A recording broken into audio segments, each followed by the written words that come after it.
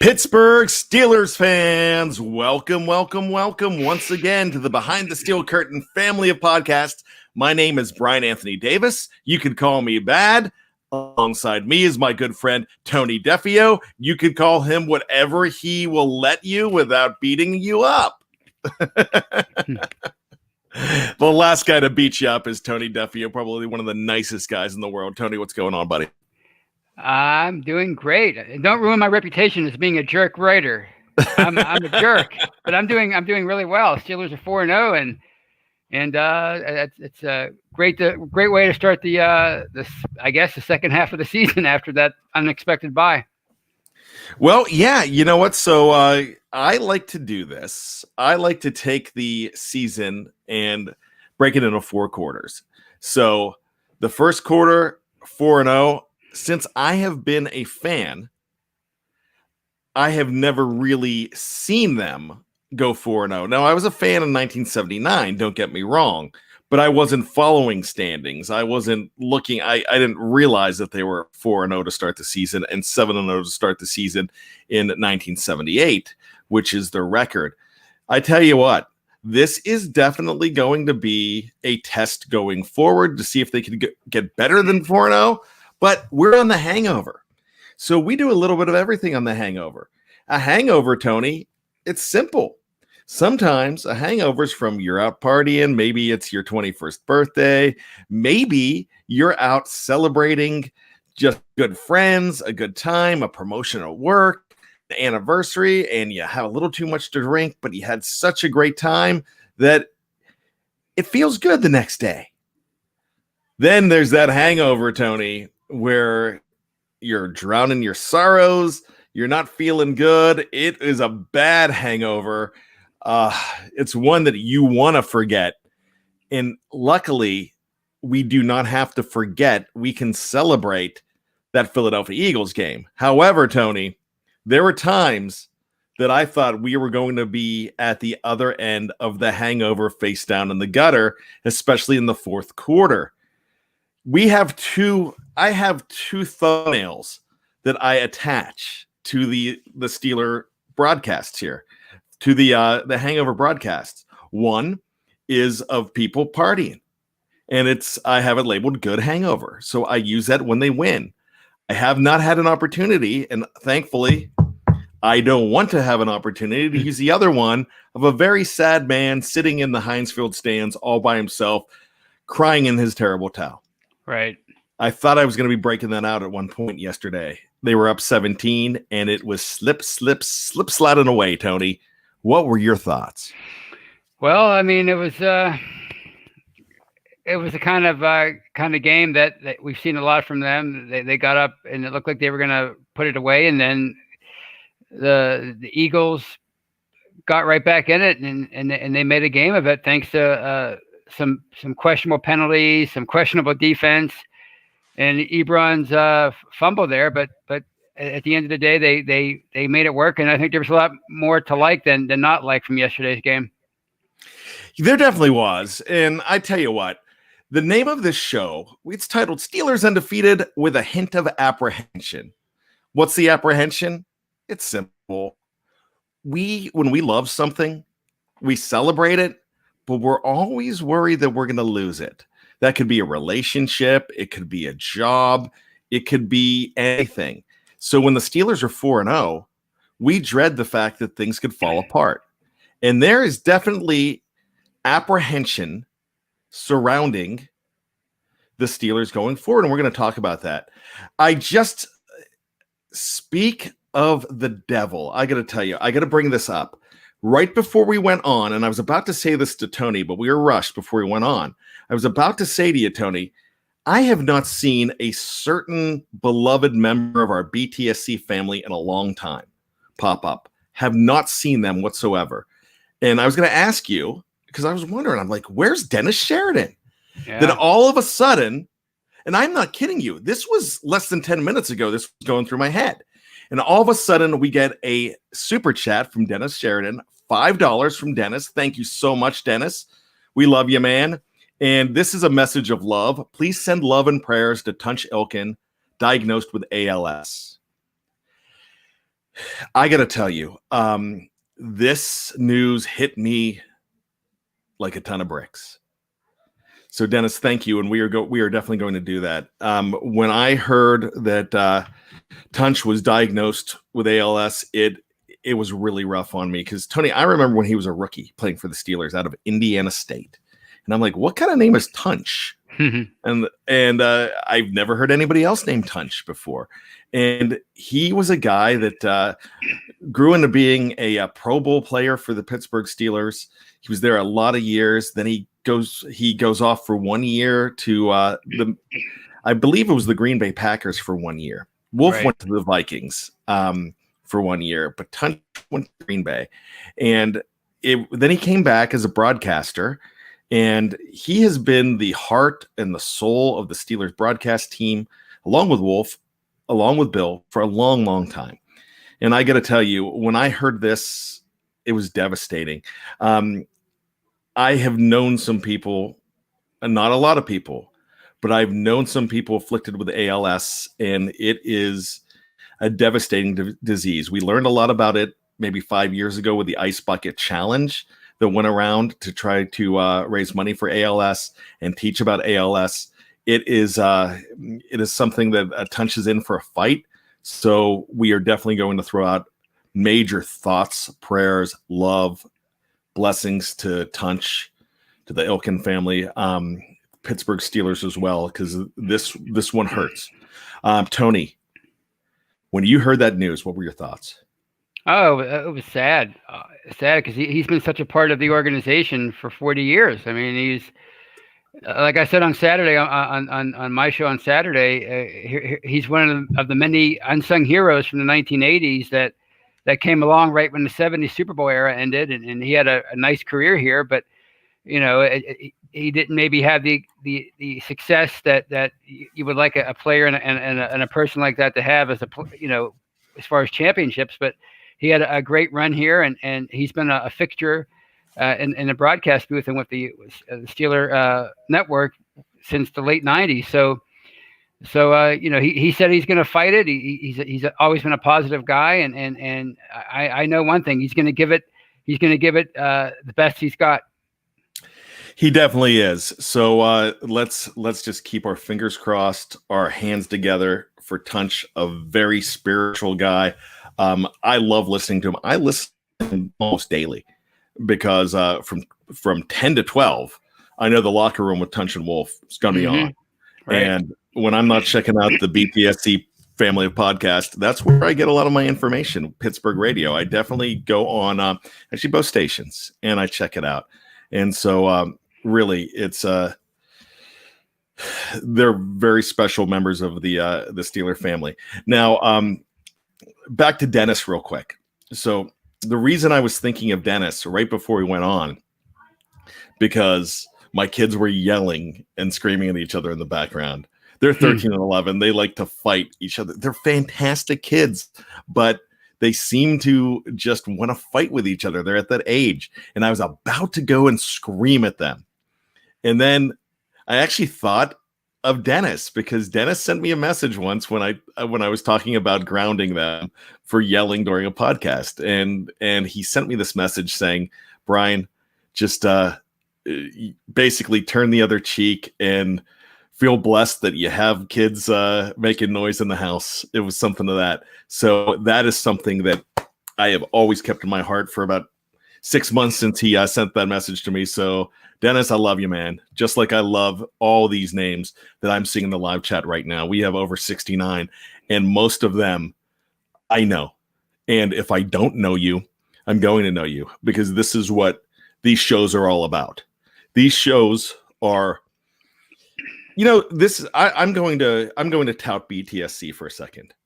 The reason I think BTSC is so special, and I know that I'm involved with the podcast and this is who I'm with, but the reason that this is so important to me is because these people become like family to us. Because even in the off season, we're hearing from all of these people, a major amount of the people on here, and some of them that come for the first time, they feel welcome. This is supposed to be a place where you feel welcome to be able to talk and type it in and interact with each other. This is why I call it a family.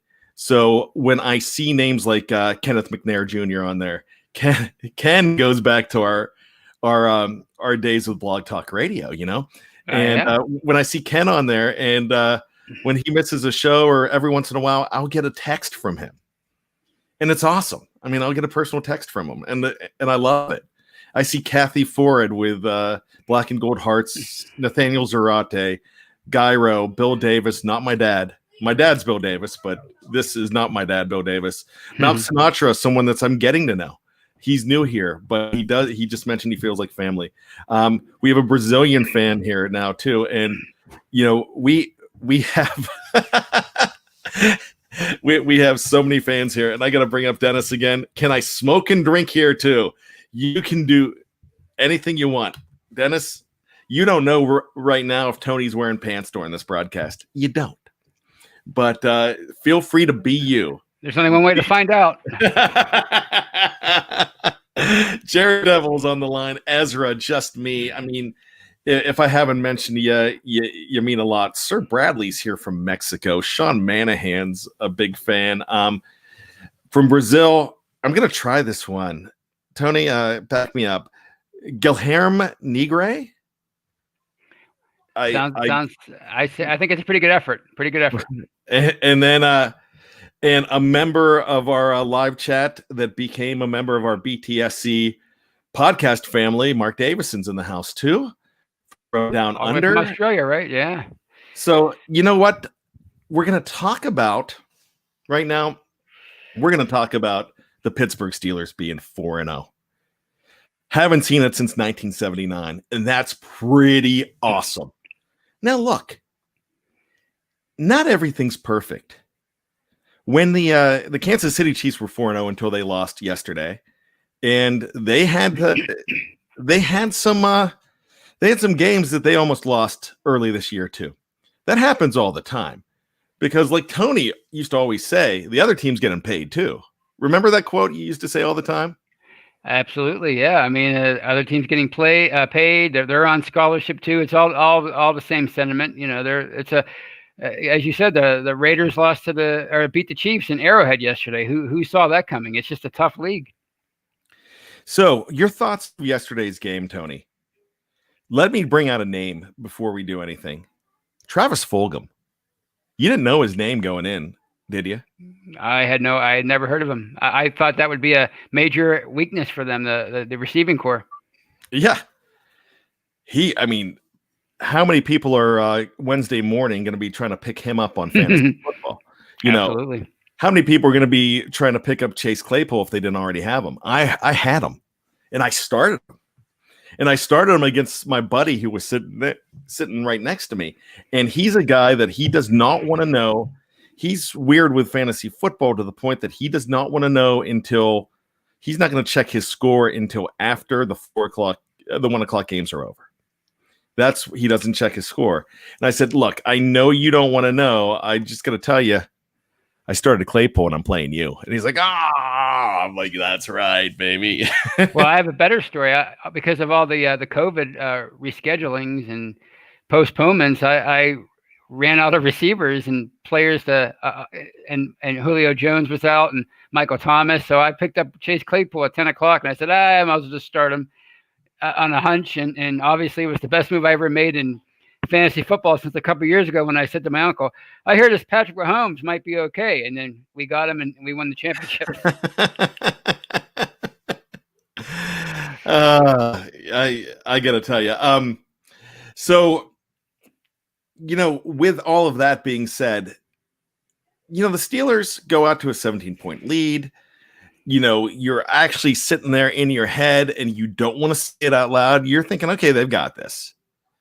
Now that Wentz has thrown an interception, they've got this lead, kind of thinking it's in the bag, but you don't want to say it out loud. And then here you go. They start chipping away. And you knew they were going to get that 2-point conversion, which I thought the 2-point conversion was brilliant on the part of the Eagles, because next thing you know, they need a field goal. to take the lead on this team, and they almost did. They almost did. The special thing about the Pittsburgh Steelers right now is the fact that they can good teams let you get close. But then they say, all right, boys, time to get to work. And I used this phrase yesterday. I'm going to use it again. One of my favorite football movies of all time was from 1993. The very great Mr. James Caan as the head football coach of Eastern State University in a movie called The Program. Do you remember The Program? Actually, that's one of the sports movies I'm not really familiar with, to be honest. Omar Epps is in it. A young Omar Epps, a young Mike Tomlin lookalike. Really good movie, actually. A little on the darker side of college football.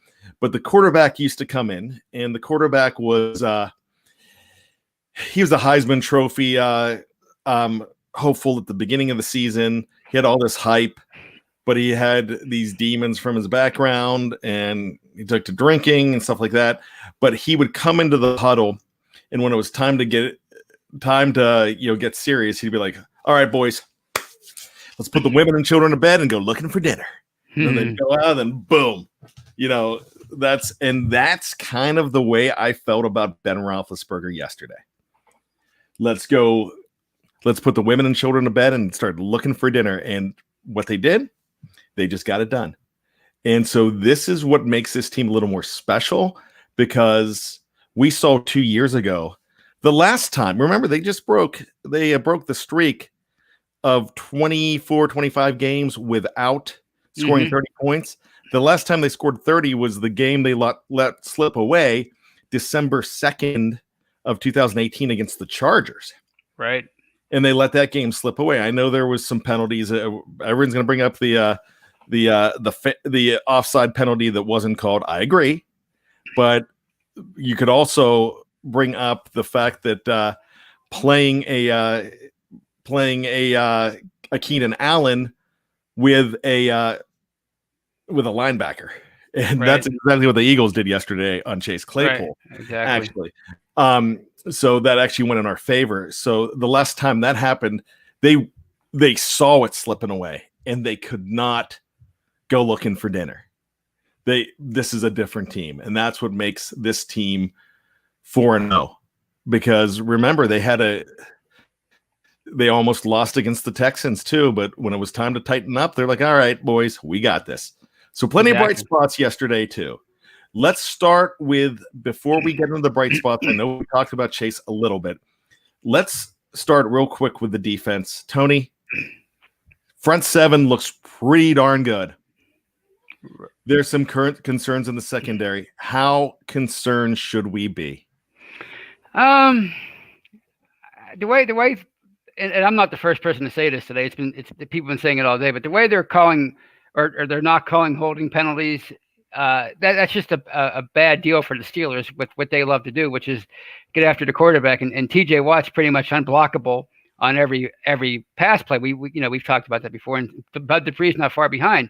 So when you have that as your strength, and the other teams just are being allowed to cheat and hold without repercussions from the officials. The Steelers, I didn't even notice they didn't have their first holding penalty until yesterday. I had no idea. So if you're having that problem, I think that's going to make it difficult for the secondary, especially when they're basically out on an island, and you're relying on your front seven to get to the quarterback. So I'm not really all that concerned about it.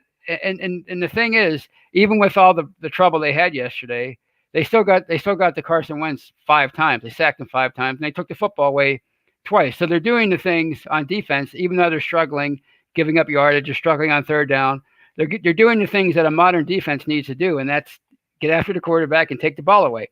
They're not on the same pace as they were last year with turnovers, but at this rate, they're going to probably average about 2 a game. So I think that's good enough. So I'm concerned because you're going to have tougher competition starting with this Sunday with the Browns, but I'm not overly concerned. The sack record is in the 70s, if I'm not mistaken. I believe it's 72. The Steelers are on track right now for 80. 80 sacks. I mean, they're averaging 5 a game, which is absolutely incredible. Now, excuse me, a lot of those came late in the game when they had to when you knew the Eagles had to go to the air, and those came late. But hey, they came. As far as a lot of people, nobody's on Terrell Edmonds this week, which I'm glad because I don't think he had a bad game. Steven Nelson had 2 interceptions. I am going to give him 1 interception and a punt return because that was as good as a punt. You got to go for it on 4th and 20 in that situation because if you punt, that was even better than a punt. You know what I'm saying? Throwing it up like that and having it intercepted. Right. If Nelson doesn't catch that, doesn't field that ball and just knocks it away, they have it inside the 20, but it doesn't matter in that situation. It's instinct. Nelson's going to go for the interception. I don't blame him.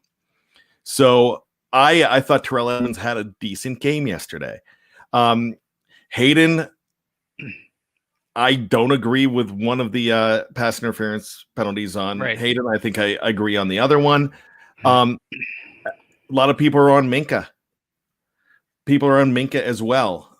So, the major concern is the fact that they're giving up 29 points, and that was the most they've given up. And my question to you, is this a personnel problem or is it a scheme problem?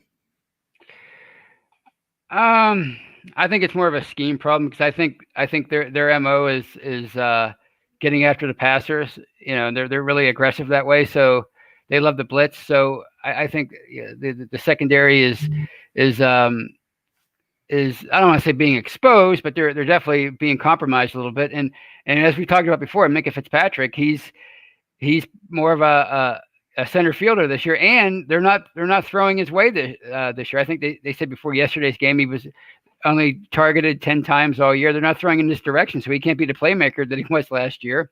So I think it's more scheme than it is personnel, because why would this secondary that was so good last year suddenly regress so much? And I think they're not playing as aggressively as maybe they would have were last year because they're relying on the front seven to get to the quarterback. Malk Sinatra, he says that it's a 60-40 scheme. Sean Manahan says when you focus on stopping the run, you give up passing yards. Wes is saying the throwing thing isn't true. Ezra says we're fine. The defense is shutting down the run. Teams are going to throw on us. 4TL says Minka is asked to cover too much ground, bringing Edmonds up. Here's the thing. We can go ahead and do this. And we're going to. And I'm going to bring up Donald Nolan here because this was decided before I even saw this, Donald. You're right. Why dissect the negatives? Why not dissect the positive plays? We are going to do that after the break. But it's our job to have concern about the future and find out what's going on. When we come back after break, we are going to celebrate some great things that we saw yesterday. And we're also going to ask that same question. Is it personnel or is it scheme when you see some plays like the bunch formation and the Chase Claypool touchdown, which I thought was absolutely brilliant. So let that marinate in your cranium. We'll be right back after a quick word from our sponsors.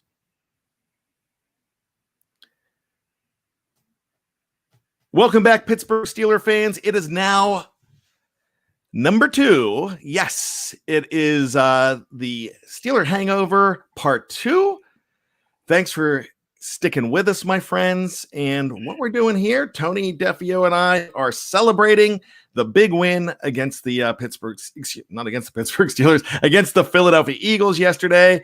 We talked about the apprehension of what's going to be happening in the future. Now we are going to celebrate how great it was and how great a game and how great some plays were. So we're going to dissect the good plays as well. Let's go to the super chat. Takaharu gives us $5. Minka needs to be moved around if you want to see picks.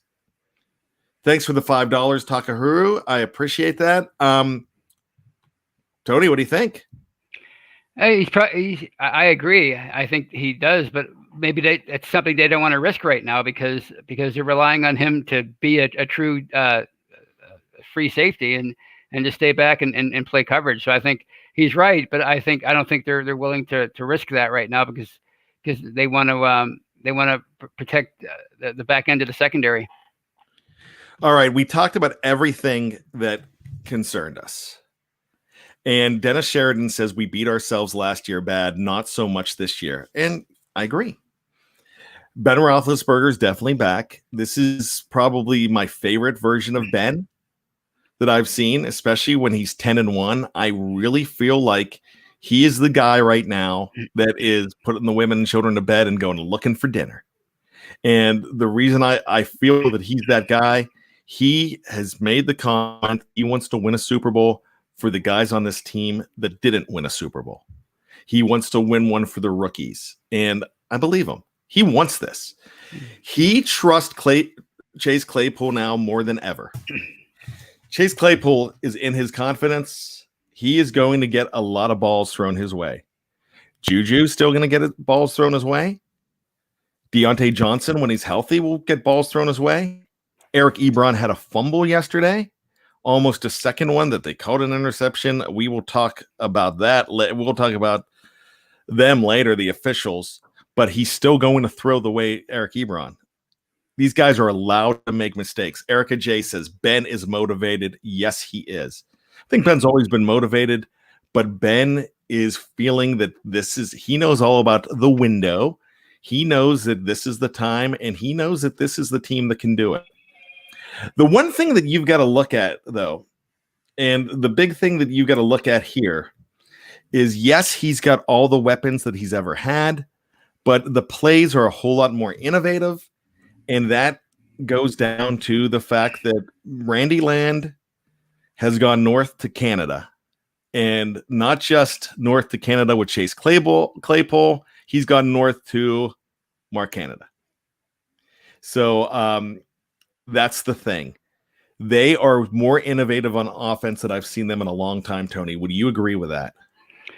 Yeah, I mean, I have to defer to some of our experts like Jeffrey Benedict and Kevin Smith who always do great jobs on film breakdown, and they're pointing it out. So I mean, they know a lot more about that stuff than me as far as like X's and O's. And I read Kevin's film breakdown today, and he pointed out the wrinkles that you didn't see last year. So yeah, I mean, I still don't believe in the conspiracy theory of Matt Canada, but I definitely see, as I said in the summer, he's going to be a major contributor as our collaborator, as they all are.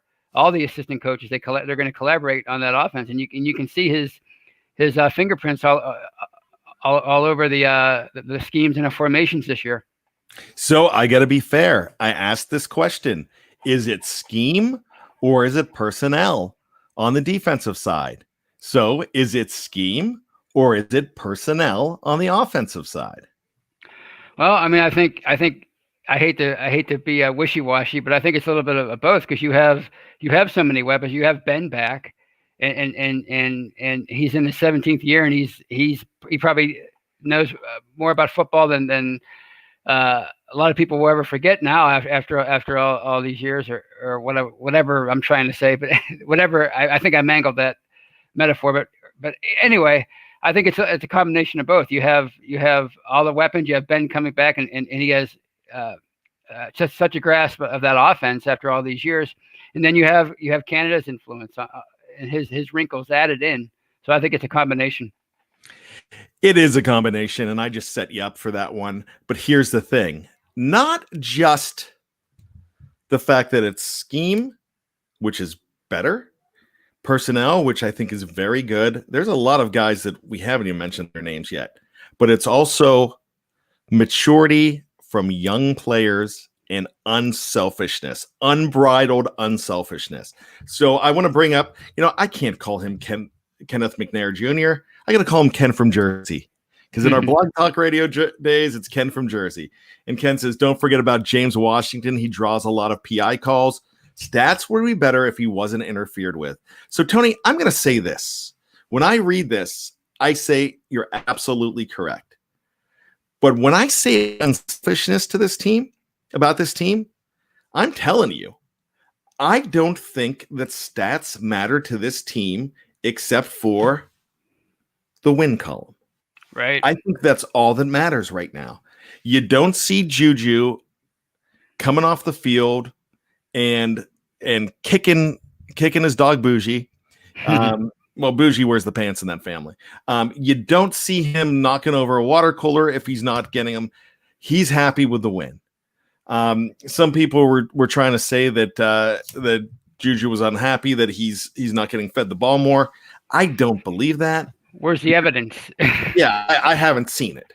Yeah. So what I'm saying, and by the way, thanks for the $4.99, Ken, as well. But what I'm saying here is it's just a situation where this team is more together than I've seen a Pittsburgh Steelers team in a long, long time. And I love the unselfishness. So we just talked about how great James Washington is and how unsung he is. But when that ball goes his way, he's either, if he's not catching it, he's getting interfered with, and they're probably calling it. So that's something that's a big deal. Then somebody, I believe it was Reginald Rivers that asked earlier, what about Ray Ray? If you listen to my show yesterday, the post-game show, Ray, I just love yelling Ray. And I love, of course I love the speed of this guy. You know, I can't wait till this guy reaches the end zone. That speed's going to help him reach the end zone. Not for me as a fan, but for him. I can't wait to watch this guy get that gratification of making the end zone, because he is a big deal to this team. And they got him off of the trash heap. What's another team's trash is another team's treasure. And they know how to plug in a Ray McLeod. And we've talked about the quartet of wide receivers. It's now a quintet, because I wanted to correct everybody yesterday, and I didn't want to be correctorson, but they said when Deontay Johnson went down, Ray got in the mix. Here's the thing about Ray. They went to him on the very first play of the game. Right. So that was not Deontay Johnson's ball either. This was designed, I got to tell you, in my head, this was designed for Ray, and they worked on this in practice. And that 58-yarder was amazing. I wanted him to make the end zone so bad. I must have said Ray about 17 times during that run. I'm like, Ray, because it was just so fun. And watching this team is fun, Tony. I mean, do you remember, when was the last time you had this much fun watching the Steelers? Oh, gosh. I'd say probably mid 2015s with Bell and AB and Martavis. You know, it's just such a good offense, and it's, you don't even realize it, because again, nobody on this team has great individual stats, but there's just so many weapons that Ben can just throw to whoever he wants to, and still have a big game. So I just think it's such a fun offense, and it's such a, as you said, an unselfish offense to watch. And on that McLeod reverse, the 58-yard run, I got a kick out of watching Shooks just motor down the field looking for a blocker, or looking for people to block. Love Chooks now, and I was the guy that was not on his bandwagon. And I tell you, I was wrong, and you know I'm going to tell you every time I'm wrong, and I'm wrong a lot. Ask Mrs. Bad. I'm wrong a lot. But here's the deal. When you talk about stats and unselfishness of this team, look at James Conner. James Conner had 40-some yards. He had a touchdown, 40-some yards. James Conner had a great game to me. Right. Because they were spreading the ball around. They were giving it to Chase Claypool for a touchdown on the ground. They were giving it to Ray McLeod for a 58-yarder. And so you talked about 2015 and Bell and Bryant and Brown. You talk about killer bees. Mm-hmm. And as fun as they were to watch, in the back of your mind, Tony, in the back of my mind, I was always waiting for one of those guys to implode. Because not on the field, but off the field. with unselfishness, with selfishness, or with or getting into trouble. Now, Brown really didn't get into trouble when he was with the Steelers, but there was a lot of selfishness that came out, maybe more when he was hit by Vontaze Burfict, but it really came out. And I'm knocking on wood, but I don't worry about that with these guys. I feel like this is the closest knit unit that I've seen on the Pittsburgh Steelers in a long, long time. And that's why I'm loving this team, Tony. Well, yeah, I think it goes back to a change of philosophy for them starting about 4 or 5 drafts ago when they started bringing in not just great football players, but great football players with great character. And you talk about James Conner, and we've talked about Juju and Chase Claypool and Shooks and all these guys that are just James Washington. I mean, you can go on and on with the type of people that they brought in here over the last 4 or 5 years. And I think you're seeing that now.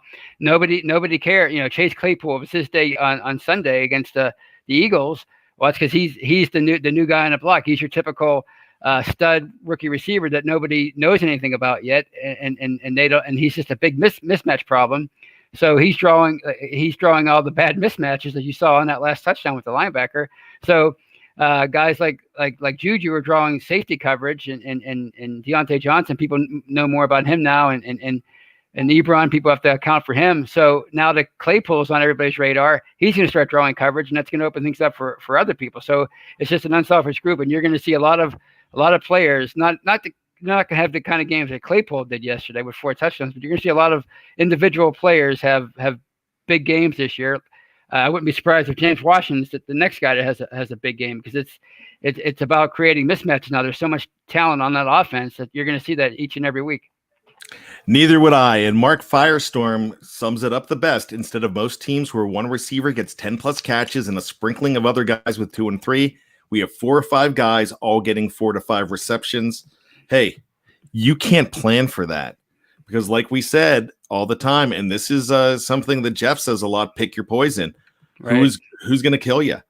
And I also want to bring up, there was some talk, and I didn't get to see everything on the live chat, but there was some things about Kevin Dotson here, because he had a couple penalties yesterday. Wes had a comment here that I really liked, and I'm not finding it now, but for a rookie, he's holding his blocks. One was down still. Here it is. Honestly, he is a rookie. No penalty is good, but he was doing everything he could to hold his protection. Yeah, I really think he was. I'm not worried about Kevin Dotson, because what Kevin Dotson's doing, yeah, he's gonna make those mistakes. But they weren't huge. They really weren't huge. So as far as everything goes, excited about this team. We didn't talk a lot about Chase Claypool. Everybody's going to be talking about Chase Claypool. I just want your quick thoughts, Tony. He was brilliant, and Ben was even more brilliant to work him into the game. Yeah, I mean, Ben talked an awful lot about how passionate and intelligent he was during training camp, and how much of a quick learner he was. And you heard a lot of those same things about TJ Watt, his rookie training camp, about how he was like Mike Tomlin called him a one rep learner.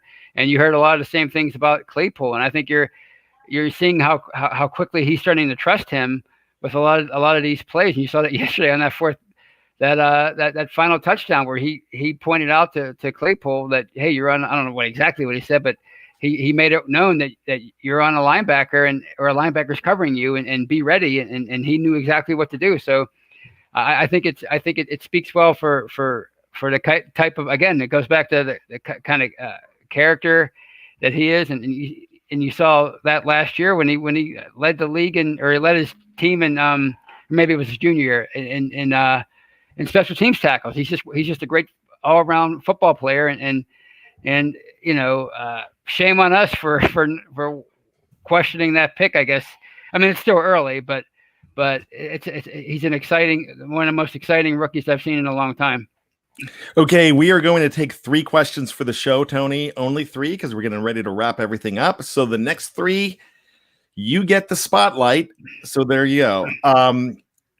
As we get ready to wrap things up, yeah, I love everything about Nathaniel. Favorite color? No. We're navy blue, but no.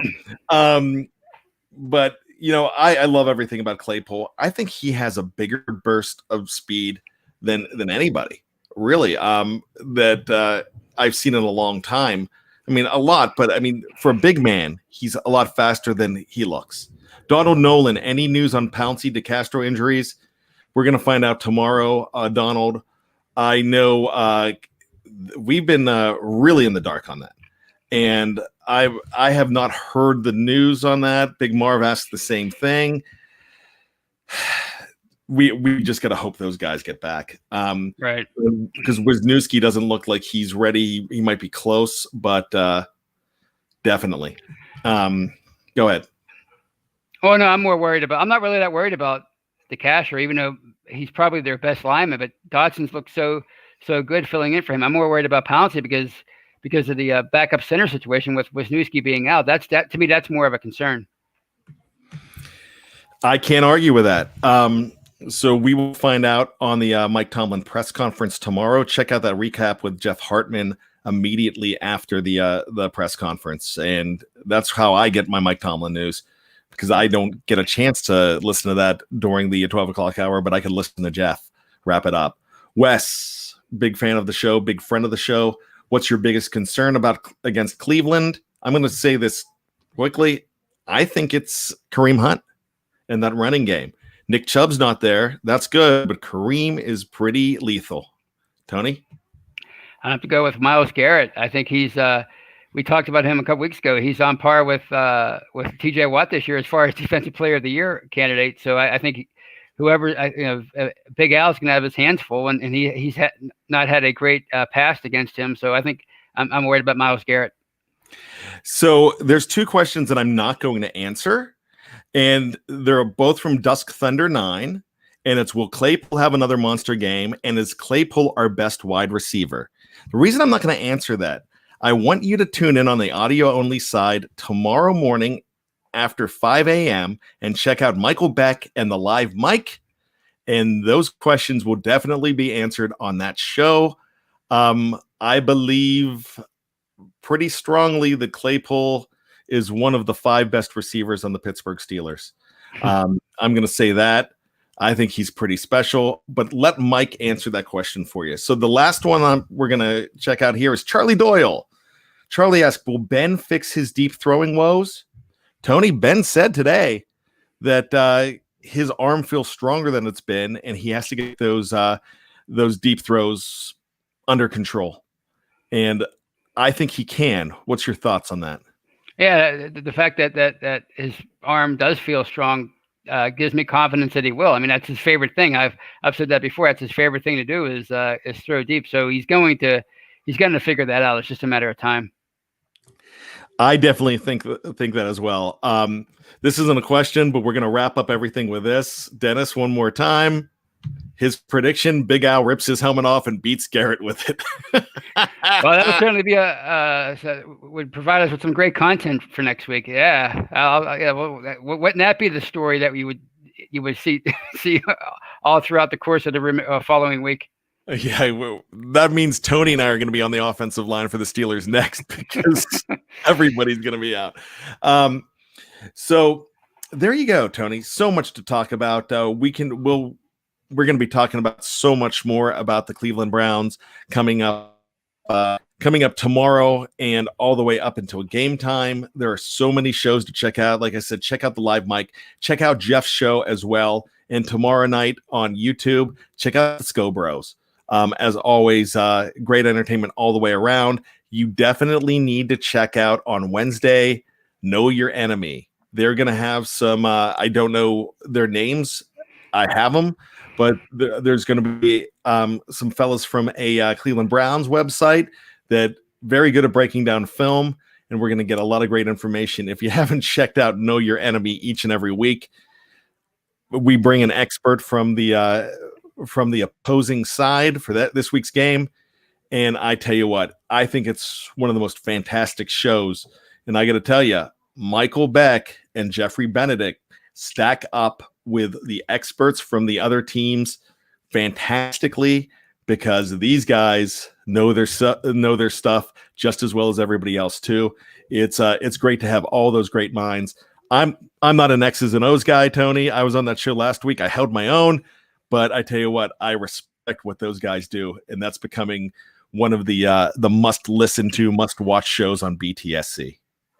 Oh, I agree. I catch it every Wednesday live. I love watching that show. It's really great insight.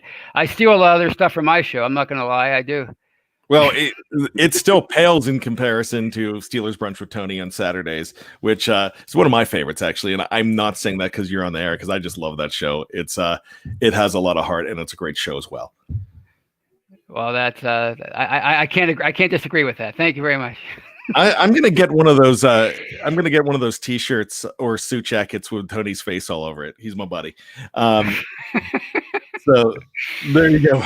Let's get out of here, Tony. Let's thank everybody in the live chat. Absolutely. Love you. Over 100 some strong. I think close to 150 at one point. You guys are the best, and we don't do this show without you. So thank you so much for being a part of us. Check out on the audio platform tonight. Coming out real soon. Jeff Hartman's going to he was on an SB Nation show, and we have the Steelers Retro show. And Tony, we're going back in time to the hurricane, the rain, and a rookie named, what was his name? Big Ben Roethlisberger, where the night it all began, the night history began to start getting made. I guess that's the right grammar. It was probably a night he'll never forget. I know that. And we won't either. And check it out. It's a fun broadcast as well if you want to go back in time with the Beastie Boys, Tony and Bryan Anthony Davis, according to Big Marv. Thanks, saying Beastie Boys rock. So for Tony Defeo, my name is Bryan Anthony Davis. Just when you think you've got all the answers, we keep changing the questions. See you next week. All right, Beastie Boys out.